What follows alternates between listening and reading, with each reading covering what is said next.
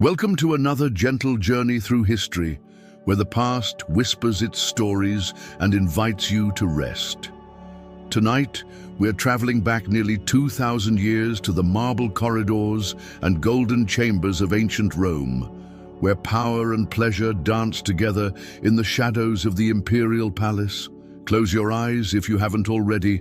Let your breathing slow and allow yourself to drift back to a time when emperors ruled the known world, yet struggled with the same human desires, the same complexities that we all face. The year is 138 CE, and Rome stands at the height of its power. The Colosseum echoes with the roar of crowds. Aqueducts carry fresh mountain water through busy streets lined with marble temples. And in the heart of it all sits the Palatine Hill, where emperors have made their home for over a century.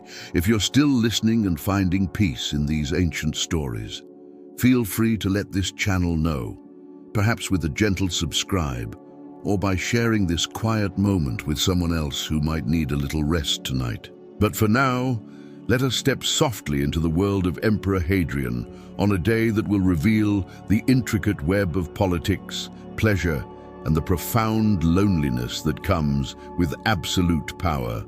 The first light of dawn creeps slowly over the 7 hills of Rome, painting the marble columns of the imperial palace in hues of rose and gold. The air is cool and crisp, carrying with it the distant sounds of a city slowly awakening. In the private quarters of Emperor Hadrian, silk curtains flutter gently in the morning breeze. The emperor lies still on his bed of ivory and ebony, draped in the finest Egyptian cotton, dyed the deep purple reserved for royalty alone. At 42 years old, Hadrian is a man of striking contradictions. His beard is carefully trimmed in the Greek fashion he so admires. His body, though beginning to show the soft edges of middle age, still bears the strength of his younger years when he served as a soldier on the distant frontiers. A soft knock interrupts the morning quiet. Hadrian's personal slave, a young man named Marcus, enters with practiced silence. His bare feet make no sound on the polished marble floor. In his hands, he carries a silver tray with warm honey cakes and wine mixed with water, the traditional Roman breakfast. "Caesar," Marcus whispers, his voice barely audible, "the morning reports await your pleasure." Hadrian opens his eyes slowly, the weight of empire already pressing upon his shoulders.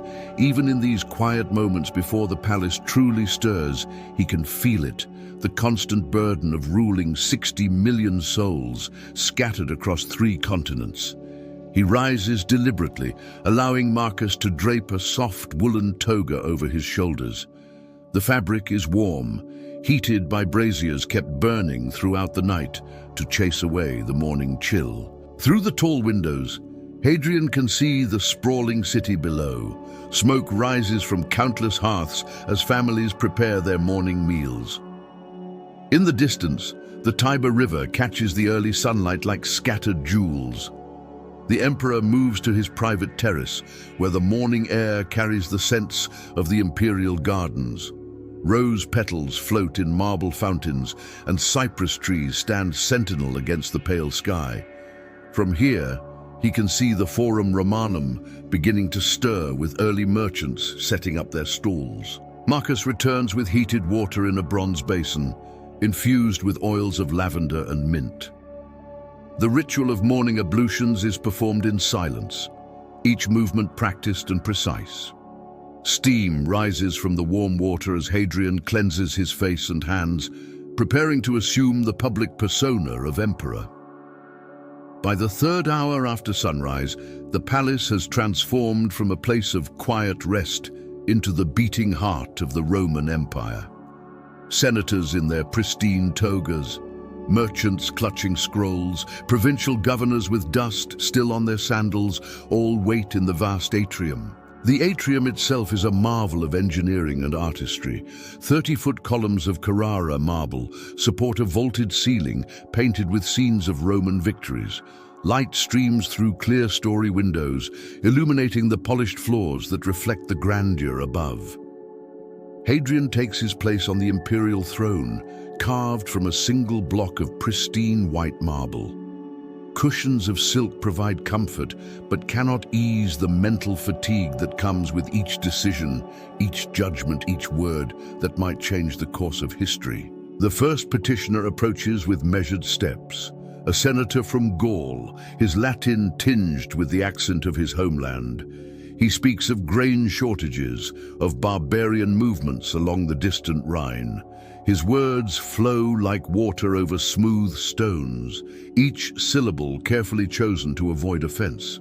Caesar, the harvest in northern Gaul has fallen short by nearly a third. The Suebi tribes grow restless beyond the river, and our granaries in Colonia Agrippina cannot feed both the legions and the civilian population through the winter. Hadrian listens, his face a mask of imperial composure. But behind his eyes, his mind races, calculating supplies, troop movements, the delicate balance between strength and diplomacy that keeps the empire from fracturing. He knows that hungry soldiers are unreliable soldiers, and hungry civilians become rebels. Prefect Lucius, Hadrian speaks to his chief of grain supply, who stands among the advisors. Arrange for additional shipments from Egypt. Send word to Alexandria that Rome requires 50,000 amphorae of wheat to be diverted to Gaul before the month's end. The senator's relief is visible, though he maintains his dignified composure. One crisis averted, but dozens more await. As the morning progresses, the parade of supplicants continues its ancient dance. An Egyptian priestess seeks permission to build a new temple to Isis in the growing district beyond the Aventine Hill. Her petition is written on papyrus so fine it seems to glow in the morning light, the hieroglyphs accompanied by precise Latin translations. She explains that the growing Egyptian population in Rome needs a proper place of worship, that their contributions to the empire's trade networks deserve recognition. Hadrian considers carefully. Religious tolerance keeps the provinces peaceful, but Roman gods must remain supreme in the eternal city. A merchant from Britannia displays samples of blue-dyed cloth and polished amber. His weathered hands speak of long journeys across dangerous seas. His request for tax relief comes wrapped in tales of storms and shipwrecks, of cargo lost to pirates in the northern waters. Caesar, the crossing from Gessariacum grows more perilous each season. The Caledonians launch raids from their highland strongholds, disrupting our supply lines. Without relief from the import duties, trade with Britannia will cease to be profitable. Hadrian nods thoughtfully. Britannia is a costly province, one that many in the Senate question. But its tin and lead are essential to Roman industry, its wool prized throughout the empire. The wall he ordered built across its northern reaches was meant to solve the problem of raids, but construction continues slowly. Between each audience, Hadrian's advisors whisper in his ear, updates from the provinces, reports from his spies, news of grain prices in Alexandria or tribal movements in Germania. His secretary Suetonius approaches with a wax tablet containing the morning's correspondence from provincial governors. Caesar, word from Governor Severus in Syria. The Parthians are massing troops near Ctesiphon, though their intentions remain unclear. Our spies report internal strife in their court, but Severus requests permission to strengthen the eastern legions. Hadrian accepts the tablet, scanning the coded message with practiced ease. Parthia, Rome's great rival in the east, remains ever watchful for signs of weakness. The emperor makes a mental note to discuss troop deployments with his military advisors later in the day. And if you're drifting as these ancient voices blend together, that's perfectly fine. Let the rhythm of imperial business carry you gently toward rest. The weight of governing an empire is vast, but from our distant perspective, these concerns become as peaceful as rainfall on marble stones. As the sun climbs higher and the morning audiences conclude, Hadrian excuses himself from the throne room and makes his way to his private study. The transition from the grand public spaces to his personal sanctuary always brings a sense of relief, like removing heavy armor after battle. The study is a sanctuary of learning and contemplation. Shelves lined with scrolls contain the wisdom of Greece and Egypt, of Persia and India. Works by Plato and Aristotle stand alongside mathematical treatises from Alexandria and poetry from Sappho. The air smells of parchment and the cedar oil used to preserve the precious documents. But today, his attention turns to something more immediate, more personal. On a table of polished cedar lie the architectural plans for his greatest passion project, a villa at Tibur, 20 miles from Rome. The drawings are rendered in precise detail, each line representing hours of careful calculation and artistic vision. Hadrian's fingers trace the drawn lines with the reverence of a lover. Each column, each garden path, each reflecting pool has been designed to capture something of the beauty he has witnessed in his travels across the empire. This villa will be more than a retreat. It will be a living museum of the world's finest architecture and art. Here, a recreation of the painted porch from Athens, where philosophers once debated the nature of reality. There, a circular temple inspired by the sacred sites of Egypt, where priests communed with gods whose names were old when Rome was just a collection of hills beside a muddy river. The villa's design incorporates elements from every corner of the empire. A gymnasium in the Greek style for physical exercise and philosophical discussion.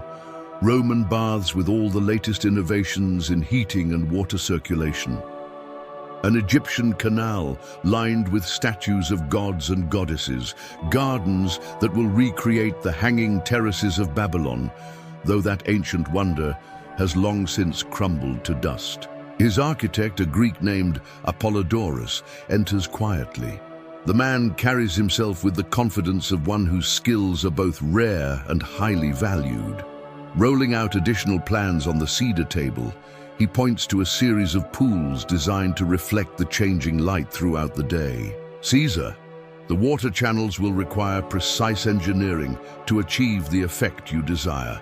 The gradient must be calculated to the width of a hair, or the water will either flow too swiftly or stagnate. But when complete, the pools will mirror the sky so perfectly that visitors will feel as though they walk among the clouds. Hadrian nods, his eyes never leaving the careful drawings. In these moments, away from the demands of governance, he feels most himself. Not the emperor, not the supreme commander, but simply a man who finds beauty in the harmony of stone and water, light and shadow. And the library, Apollodorus, will it accommodate the collection I envision? Indeed, Caesar, shelves for 10,000 scrolls with reading alcoves positioned to catch the morning light. The copying room will have 24 desks, allowing scribes to reproduce any work a scholar might desire. It will rival the great library of Alexandria, though thankfully without the risk of fire. Outside the study window, a gentle rain begins to fall, pattering softly against the marble courtyard. The sound is soothing, almost hypnotic, as if the very sky understands the need for quiet contemplation. The rain creates rivulets on the window glass, distorting the view of the gardens beyond into an impressionist painting of green and gold. Hadrian imagines walking through his completed villa on such a rainy day, hearing the water drip from the eaves into carefully positioned basins, watching the pools fill and overflow in a carefully choreographed symphony of hydraulic engineering. As the afternoon heat begins to build, despite the cooling rain, Hadrian receives an unexpected visitor. Suetonius, his private secretary and master of the imperial correspondence, approaches with unusual hesitation in his step. The man who normally moves with scholarly confidence now seems burdened by the weight of unwelcome knowledge. Suetonius is a man of middle years, his receding hairline and ink-stained fingers marking him as a scholar rather than a soldier. But his eyes, sharp with intelligence, miss nothing that passes through the imperial household. He has served 3 emperors, surviving palace coups and political purges through discretion and an uncanny ability to remain useful while avoiding factional disputes. Caesar, Suetonius begins, his voice carefully neutral. There are certain matters that require your personal attention, matters that perhaps should not be discussed in the presence of others. He produces from beneath his toga a small scroll sealed with unmarked wax. The very anonymity of the seal suggests secrets too dangerous to acknowledge openly. In the imperial palace, unsigned messages often carry more weight than official documents, for they speak of things that cannot be formally acknowledged. Hadrian dismisses Apollodorus with a subtle gesture, waiting until the architect has gathered his plans and departed before accepting the scroll. He breaks the wax with practiced ease, his expression remaining neutral even as his mind sharpens to full alertness. The message is brief, written in Greek to ensure secrecy from prying Roman eyes. It speaks of whispered conversations in the Subura district, Rome's most notorious neighborhood, where prostitutes ply their trade alongside thieves and informants. A senator's wife, the message claims, has been seen in the company of known conspirators, men whose loyalty to the current regime remains questionable. Names are mentioned, carefully coded, but clear enough to Hadrian's experienced eye. Marcus Cornelius Fronto, a senator whose eloquence masks a deep resentment of imperial autocracy. Gaius Avidius Cassius, a general whose victories in the East have earned him dangerous levels of popularity among the troops. These are men who smile in the imperial presence while perhaps plotting in the shadows. The eternal dance of Roman politics, where today's ally might be tomorrow's assassin, continues its relentless rhythm. Hadrian has survived this long by understanding that paranoia, while corrosive to the soul, is often the price of continued breathing for those who wear the purple. Suetonius, Hadrian says quietly, rolling the message and holding it over the flame of an oil lamp until it catches fire. Increase the frequency of reports from our friends in the Subura and arrange for Senator Fronto to receive an invitation to tomorrow's banquet. I prefer to keep potential enemies where I can see them. The secretary nods, making mental notes that will be translated into action before the day ends.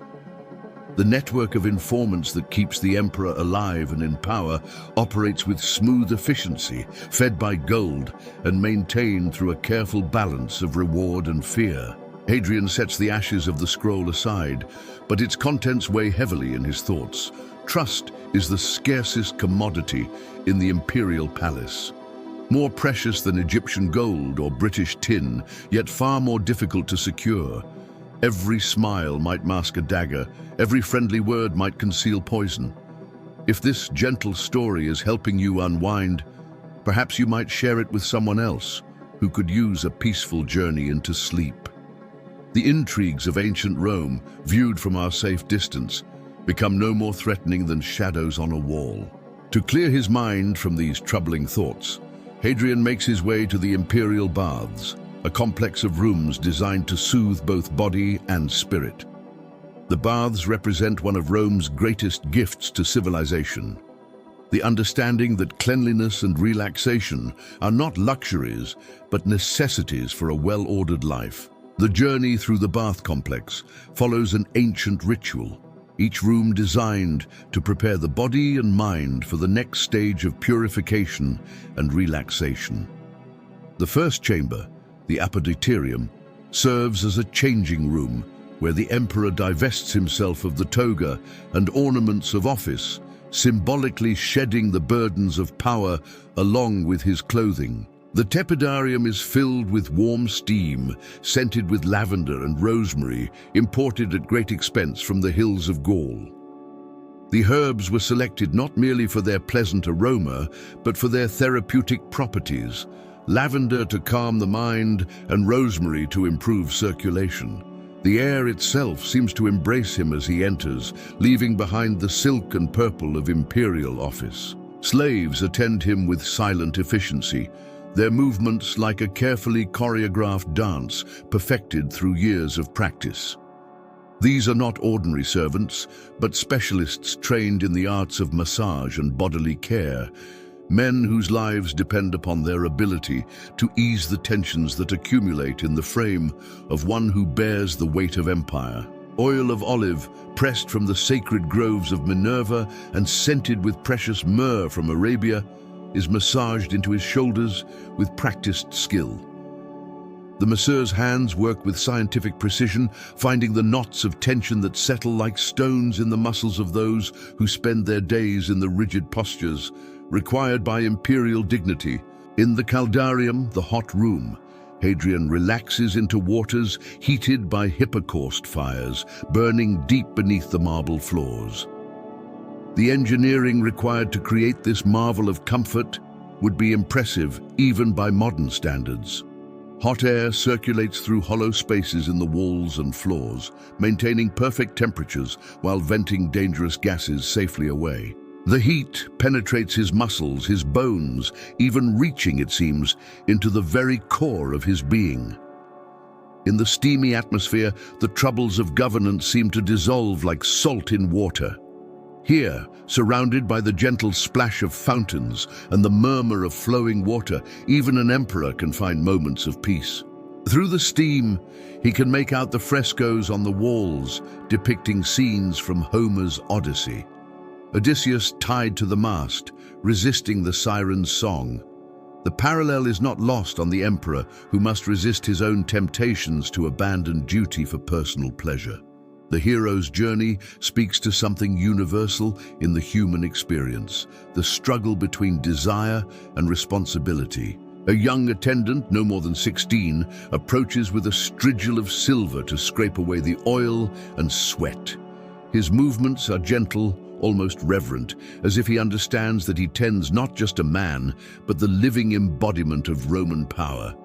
The youth's hands are steady, his manner respectful but not servile. In the frigidarium, Hadrian plunges into cold water, fed by the same aqueducts that supply the great city below. The shock is immediate, invigorating, washing away the last vestiges of the day's concerns. The contrast between hot and cold serves not just to clean the body, but to sharpen the mind, a practice the Romans learned from their Greek tutors and perfected through their genius for practical application. Wrapped now in soft towels warmed by braziers and woven from the finest Egyptian cotton, he reclines on a couch of ivory inlaid with precious woods from Africa and India. The couch itself is a work of art, its legs carved to resemble those of lions, its surface decorated with scenes of pastoral tranquility. For these precious moments, he is neither emperor nor judge nor commander, simply a man finding peace in simple pleasures. The warm towels, the scented air, the gentle sound of water, all combine to create a sanctuary from the harsh realities that wait beyond the bathhouse doors. Refreshed from his bath and clothed once again in the dignified robes of his office, Hadrian returns to the business of empire, but with a different energy. The afternoon brings not petitioners, but his inner circle of advisors, men whose loyalty has been tested through years of shared decisions and whose counsel he values above the flattery of courtiers. They gather in the garden courtyard, where fountains play gentle music and peacocks imported from India display their magnificent plumage. The setting is deliberately chosen to soften the harsh realities they must discuss, for even the most difficult decisions can be made more palatable when surrounded by beauty. The courtyard represents the synthesis of Roman practicality and Greek aesthetics that Hadrian has spent his reign promoting. Roman engineering provides the fountains and water features, while Greek artistic sensibility guides their placement and decoration. The result is a space that serves both function and beauty, like the empire itself when properly governed. Antoninus Pius, Hadrian's designated successor, speaks first. His voice is calm and measured, like the flow of the nearby fountain, a quality that has recommended him for the succession despite his lack of military experience. He reports on the situation in Judea, where tensions still simmer 3 years after the Bar Kokhba revolt was finally crushed. The province requires delicate handling, Antoninus says, his words carrying the weight of careful thought. Too harsh, and we risk another uprising that would require legions we cannot spare from the German frontier. Too lenient, and we appear weak to other restive provinces. The Jews are a proud people with a long memory for grievances. Adrian nods, understanding the complexity better than most. Jerusalem, once the holy city of the Jews, now lies in ruins, rebuilt as Aelia Capitolina, a Roman colony complete with temples to Roman gods. The decision to build a temple to Jupiter on the site of the destroyed Jewish temple had been strategically sound, asserting Roman dominance over a troublesome people, but emotionally devastating to the local population. The revolt that followed had been more costly than initially anticipated. 3 legions had been required to suppress it, and entire regions had been depopulated through warfare and deportation. The province, that once contributed significantly to imperial revenues, now required subsidies to maintain basic order. Lucius Quietus, a Moorish general whose dark skin marks him as one of Rome's most capable foreign-born commanders, offers a military perspective.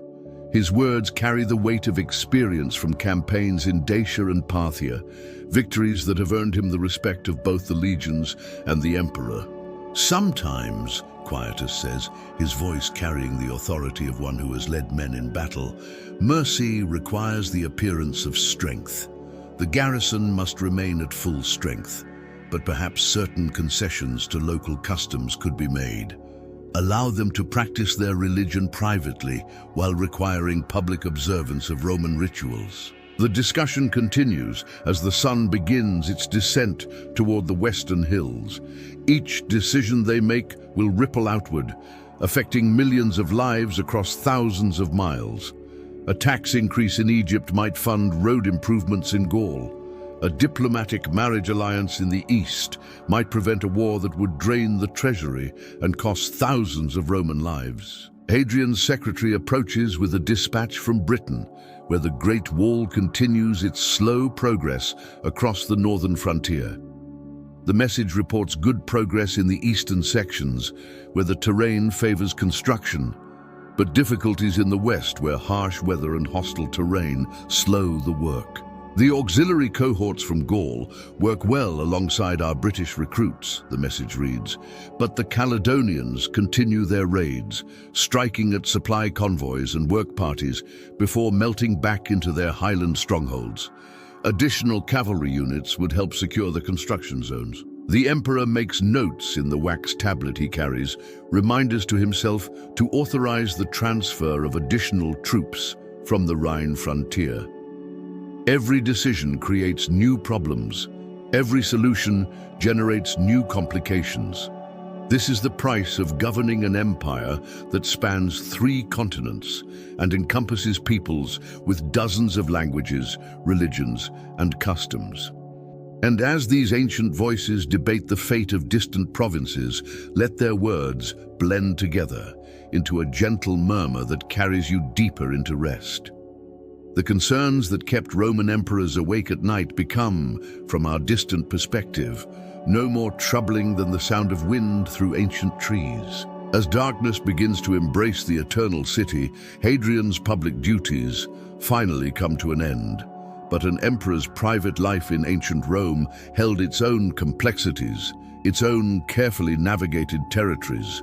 The man who rules the world during daylight must still find some space for his humanity when the sun sets. In the palace, there exists a separate wing, known only to the emperor's most trusted servants.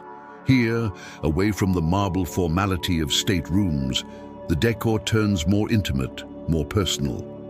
These chambers speak not to the glory of Rome, but to the individual tastes and desires of the man who wears the purple. Silk hangings in deep crimson and gold line the walls, imported at enormous expense from the mysterious lands beyond Parthia, where silkworms spin their precious threads. Braziers burn aromatic woods from distant forests, cedar from Lebanon, sandalwood from India, creating an atmosphere heavy with exotic scents that speak of the empire's vast reach. The light flickers and dances from oil lamps burning perfumed oil, creating shadows that seem to move with lives of their own.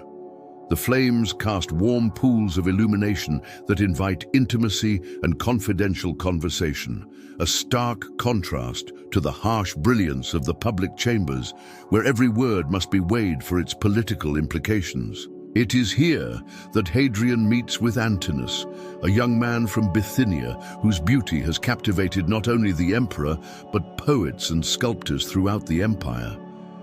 Their relationship, while following certain established patterns, transcends the merely physical to encompass intellectual and spiritual dimensions that Roman society, despite its reputation for decadence, actually valued highly.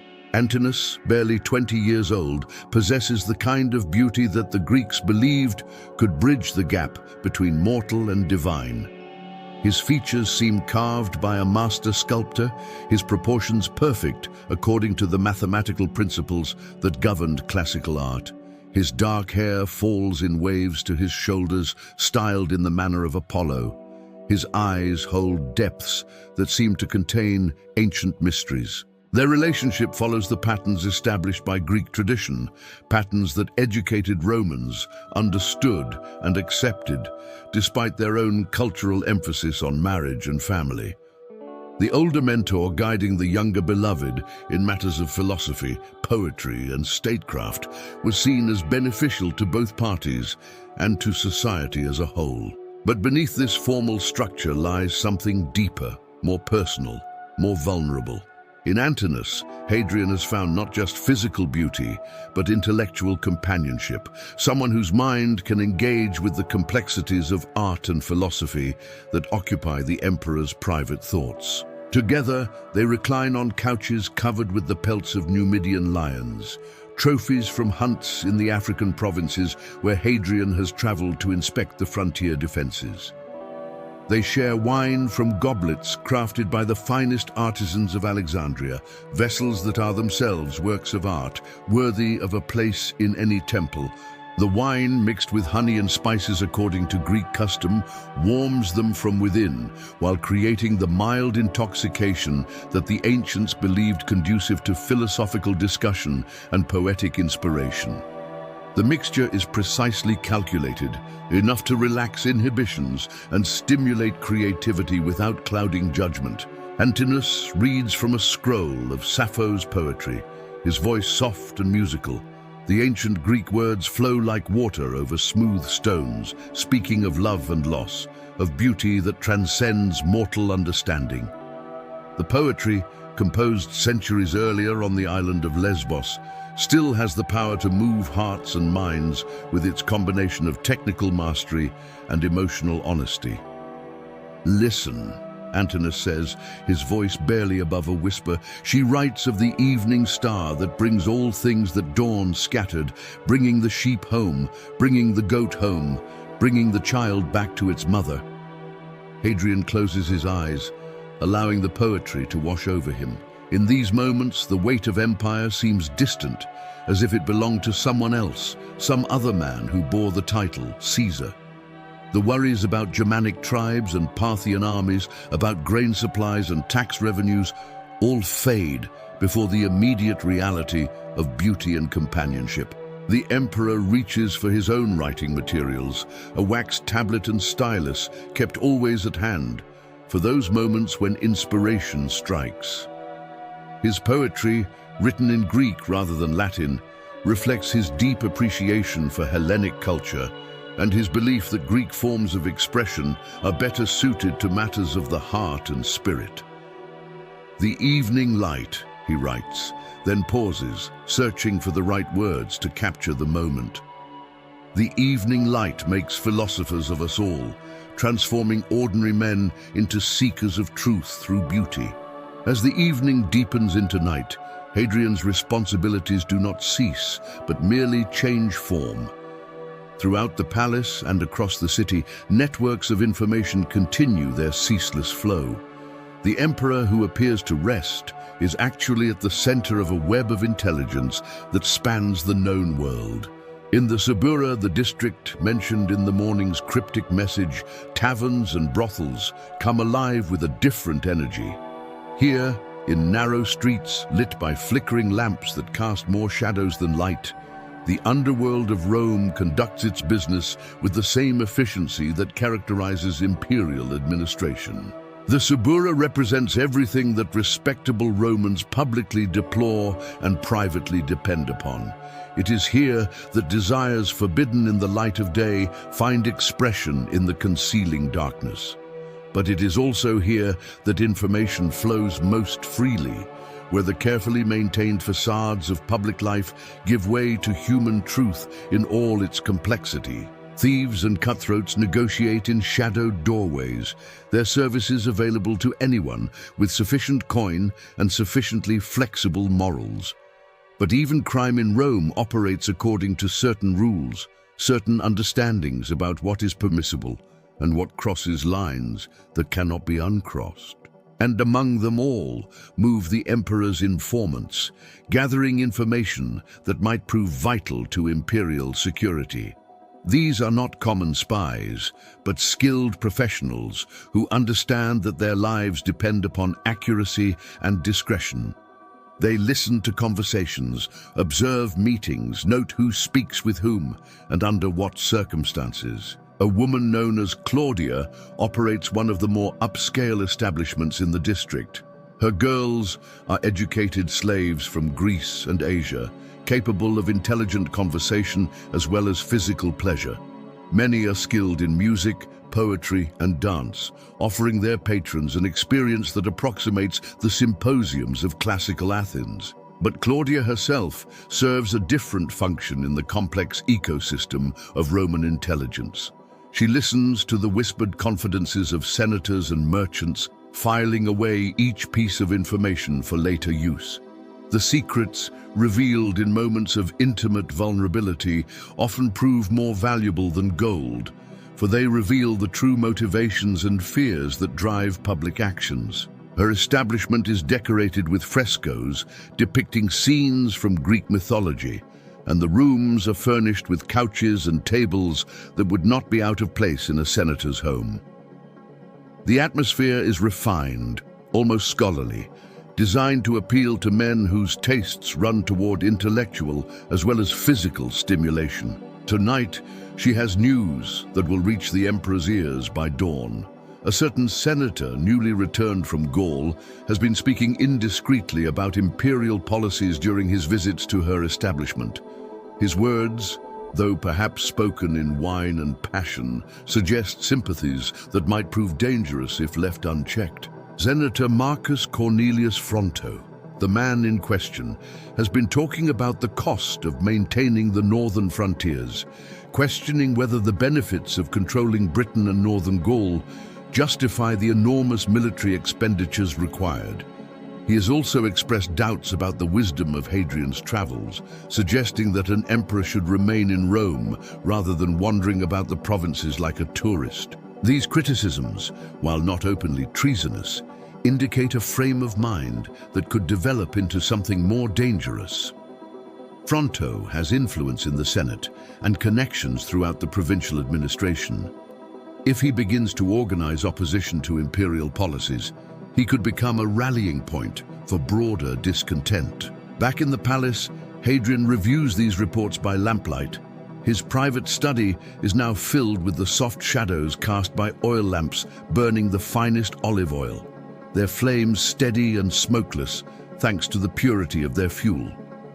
The emperor sits at his desk, reading dispatch after dispatch, each one adding another piece to the vast puzzle of imperial governance. Each piece of information must be weighed, evaluated, placed in context. Is a loose tongue merely the result of too much wine and the intoxication of female company, or does it indicate deeper discontent that could metastasize into rebellion? The emperor's survival often depends on making these distinctions correctly. A knock at the door interrupts his reading. Marcus enters, carrying a tray with light refreshments, honeyed wine and small cakes flavored with imported spices. The emperor accepts the wine gratefully, using the brief interruption to rest his eyes and organize his thoughts. "Marcus," Hadrian says quietly, "send word to Suetonius. I want a complete report on Senator Fronto's activities over the past month. Who he has met with, where he has traveled, what letters he has sent and received. But do it discreetly. I don't want him to know he is under observation."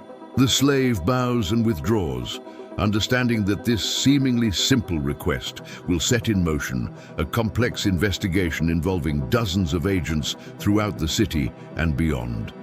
The Imperial Intelligence Network operates with remarkable efficiency, but it requires careful coordination to avoid compromising sources or alerting targets to the fact that they are being watched. If you're still listening to these ancient whispers, feel free to subscribe or leave a gentle comment. But mostly, just let these old stories carry you toward peaceful dreams. The midnight concerns of Roman emperors, seen from our safe distance in time, become no more threatening than the sound of rain on a distant roof. Unable to find immediate sleep, despite the lateness of the hour and the exhaustion that should accompany a full day of imperial duties, Hadrian returns to his architectural plans. But now, by lamplight, the drawings take on a different quality, more mysterious, more dreamlike. The practical considerations of construction give way to pure aesthetic vision. His villa at Tibur exists now only in imagination and on papyrus, but in his mind, he can walk its marble corridors with perfect clarity. He can hear the splash of water in its pools, feel the cool shade of its colonnades, smell the herbs growing in its gardens. The villa has become more real to him than many of the actual places where he conducts the business of empire. There will be a library to rival that of Alexandria, where scholars from every corner of the empire can gather to share knowledge, to debate philosophy, to push forward the boundaries of human understanding. The design calls for reading rooms arranged around a central courtyard, with alcoves positioned to catch the best light at different times of day. The library will contain not just scrolls, but the new form of books that are becoming popular, codices with pages that can be turned rather than unrolled. These are more compact and easier to reference, though they lack the dignity and tradition of the ancient scroll format. Hadrian plans to accommodate both, recognizing that the future may bring changes to the way knowledge is preserved and transmitted. Gardens will recreate the most beautiful landscapes he has encountered in his travels across the empire. A valley in Arcadia, where shepherds once played their flutes while tending flocks of sheep. A grove in Egypt, where lotus blossoms float on sacred pools and ibis wade through the shallows. A hillside in Sicily, where olive trees grow in terraces carved from volcanic stone. Each garden will be designed not just for beauty, but for the specific emotions it evokes. The Arcadian Valley will inspire peaceful contemplation and memories of humanity's pastoral origins. The Egyptian grove will suggest mystery and the ancient wisdom of the pharaohs. The Sicilian hillside will celebrate the abundance that comes from human labor, working in harmony with nature's gifts. Each room, each garden, each vista has been carefully planned to evoke specific emotions, specific memories. The villa will be more than a residence. It will be a physical poem written in marble and water and light, a three-dimensional autobiography that captures the essence of Hadrian's reign and travels. In the emperor's imagination, the central courtyard features a reflecting pool surrounded by columns in the Corinthian style, their capitals carved with acanthus leaves so detailed they seem to flutter in a breeze that exists only in stone. The pool will be fed by a hidden spring, its water so clear and still that it doubles the beauty of everything reflected in its surface. Hadrian's hand traces the lines of this particular courtyard with special care. In his imagination, he can see Antinous standing at its edge, the water doubling his beauty, creating art from life itself. The young man's reflection will seem to float on the surface like a vision from a dream, beautiful and insubstantial, there and not there simultaneously. But even in these private moments of creative dreaming, the emperor cannot entirely escape the web of intrigue that surrounds imperial power. Even his most personal relationships become political considerations, subject to the same careful calculation that governs treaties and military campaigns. The succession must be carefully managed. Antoninus Pius is competent, reliable, a safe choice who will maintain stability, but he is childless and no longer young. After him, what? The empire cannot survive another civil war like those that followed Nero's death, when 4 emperors claimed the throne in a single bloody year. Hadrian has been training Marcus Aurelius, a young philosopher with the intellectual gifts, to understand the empire's complexities, but he is still too young to assume power immediately.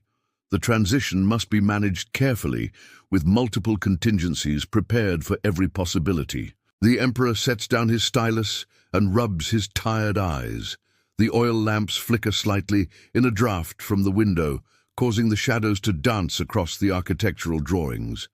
For a moment, the careful lines seem to move and shift, as if the buildings they represent are trying to come to life on the papyrus. Outside, the city has grown quiet except for the essential sounds of urban life that never cease entirely.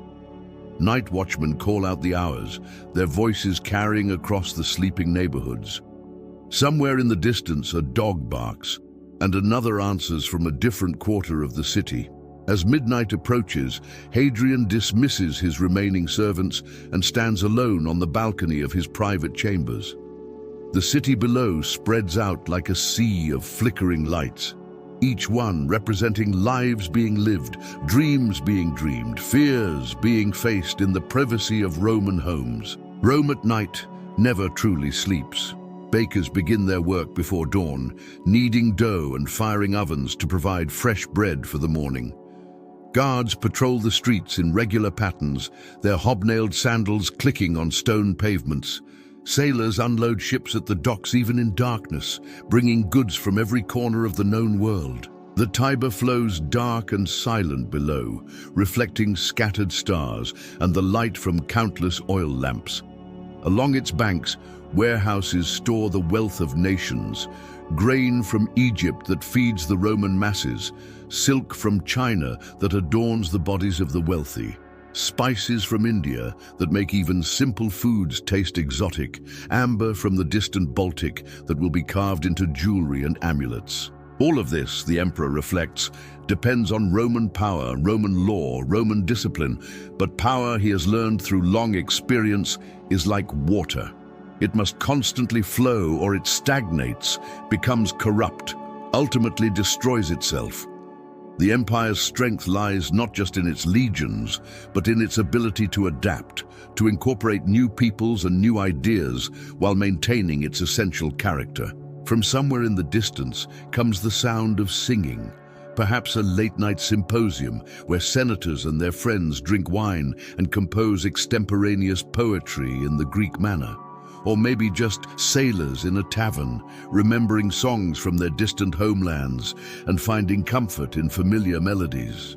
The sound carries on the night air, mixing with the splash of fountains, the distant bark of dogs, the creak of wagon wheels on stone.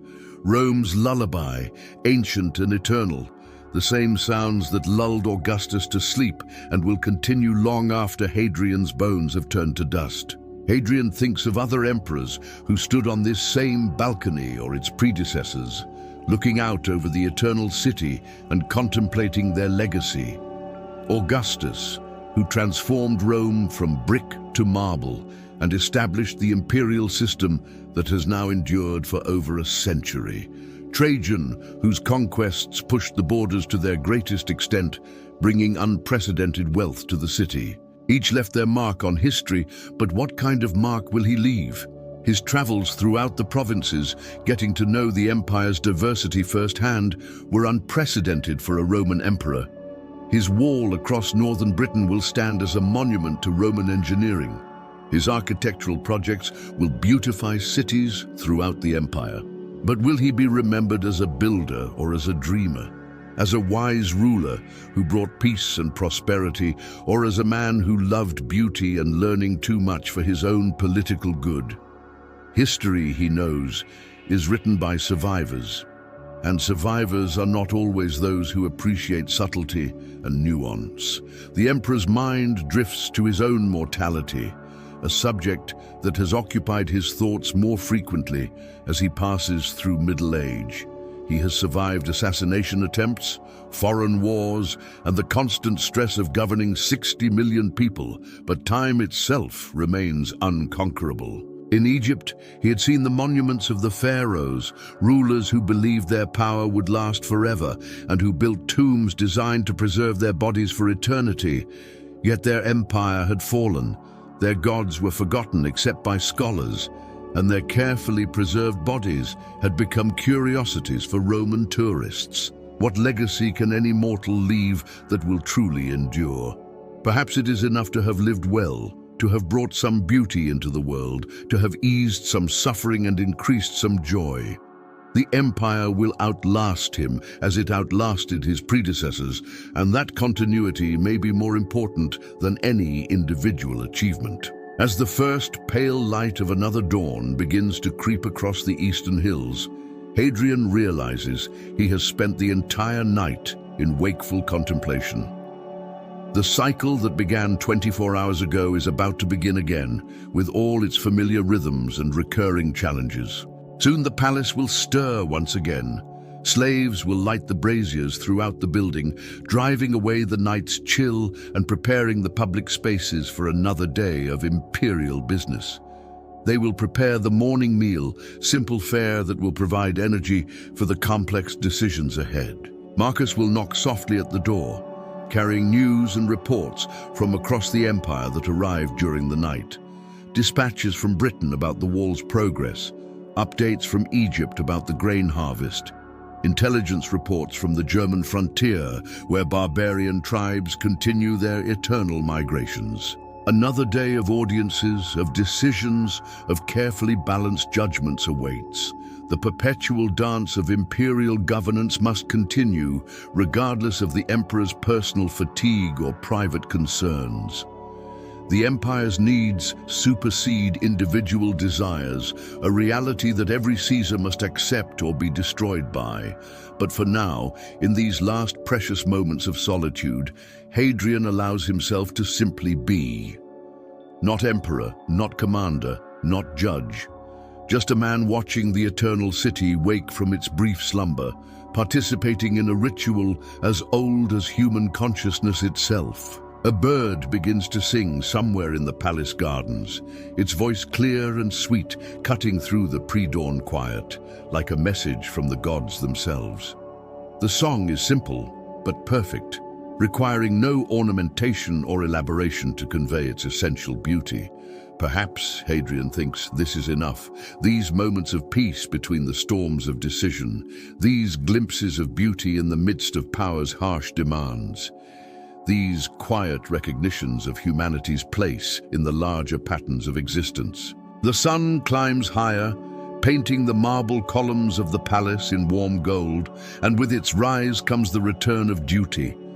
But the emperor carries with him the memory of these quiet hours, when the world belonged to dreams and possibility, when even the master of the Mediterranean could feel small beneath the infinite sky. And so, another day begins in the life of Rome's emperor, much like the day before and the day that will follow.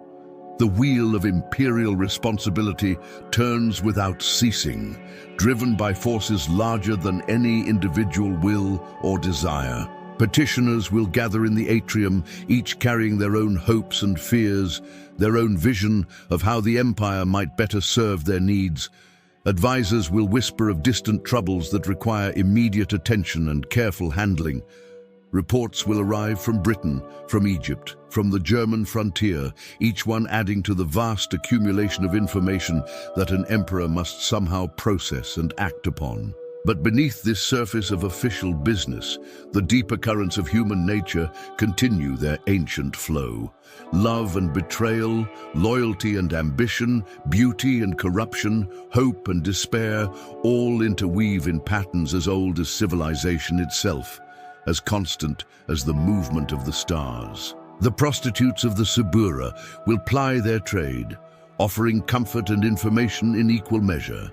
The senators will scheme and plot, their ambitions constrained but never eliminated by imperial power. The merchants will haggle over precious cargoes, driving the economic engine that makes Roman civilization possible. Life in all its beautiful complexity will continue, indifferent to the concerns of emperors and philosophers, driven by needs and desires that transcend political systems and historical epochs. People will fall in love, create art, have children, worship their gods, and face death with whatever courage they can muster. And through it all, one man sits at the center of the web, bearing the weight of an empire that spans from Scotland to Syria, from Morocco to the Rhine. His decisions will echo through history, affecting the lives of millions he will never meet, shaping the future in ways he cannot fully comprehend. His buildings will stand for centuries, testimony to Roman engineering and artistic vision. His poetry, though written for private pleasure and shared with only a few intimate friends, will outlast many of the official documents that seem so important today. The villa at Tibur will eventually be built according to his designs, becoming a masterpiece of architectural harmony that will inspire builders and artists for generations. Scholars will study its proportions, poets will celebrate its beauty, and lovers will meet in its gardens for as long as Roman civilization endures. But tonight, as you drift towards sleep, remember that even emperors were simply human beings who sought love and beauty and peace in the midst of their overwhelming responsibilities. They face the same fundamental questions that confront every thinking person. How should I live? What legacy will I leave? How can I find meaning in the face of mortality? The marble corridors of the imperial palace grow quiet as the cycle of day and night continues its eternal rhythm. The fountains play their gentle music for no audience except the stars. The peacocks fold their magnificent plumage and settle into sleep, dreaming perhaps of the distant forests where their ancestors roamed free.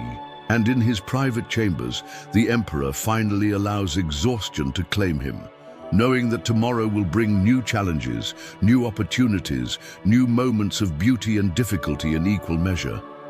The burden of empire never truly rests, but even those who carry it must sometimes pause to remember their humanity.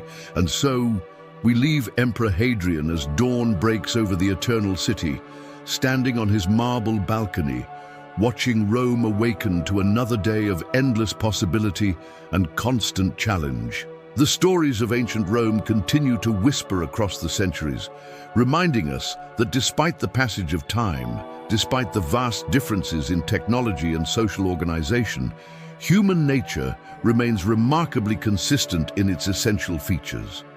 We still seek beauty in a world that often seems determined to destroy it. We still struggle with the corrupting effects of power and the responsibilities that come with authority.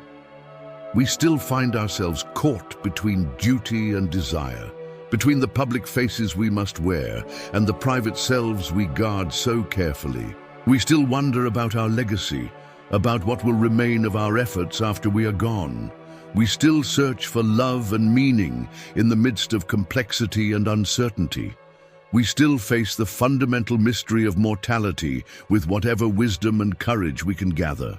As you settle into sleep, let these ancient voices fade gently into silence, becoming part of the vast murmur of human experience that connects us across the millennia. If this journey brought you peace, if it helped quiet the concerns that keep you awake, perhaps you'll share it with someone else who needs a gentle path to rest. The marble corridors of the imperial palace grow quiet, their grandeur serving now only the moon and stars. The fountains continue their eternal song, the same music they played for Augustus and will play for emperors yet unborn, indifferent to the rise and fall of dynasties. The peacocks settle into sleep, their brilliant plumage folded away until dawn calls them to display once more.